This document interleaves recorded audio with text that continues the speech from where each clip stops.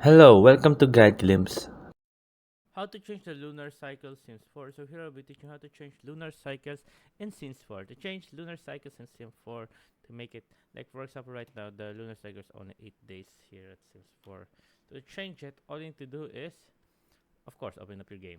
And as you can see right now, my character is enjoying and watching a TV. I think he's watching the news. Yeah, and I don't understand the wordings right there because it's a sim language. Abudabadam. So he's watching right there. As you can see right here, this is the day. As you can see, there you go. Now we're gonna change the lunar face right here. So now all we need to do is click on the top right corner right here, options. Then right here at the options, click on the game options right here.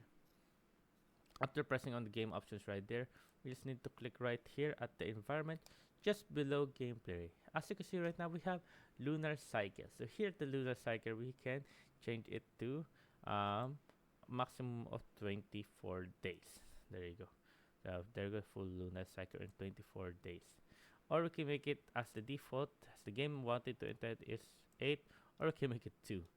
So 2 days is very fast for the lunar cycle. There you go, as you see right now. That's a very fast for the lunar cycle. But now we're just gonna make it, we're just gonna pause it and we're just gonna put it back to its default lunar day 8. And here we can also disable the lunar effect right here by just clicking on unchecking right there. And then click on apply changes right here. Then we can also set permanent pace. As you can see right here, we have the new moon, waxing crescent moon, first quarter moon, waxing gibbous full moon, waning gibbous moon, third quarter moon, waning crescent moon. As you can see right there, we can change that depending if you have a quest. I highly suggest you can do this. Much more easier and to achieve that quest.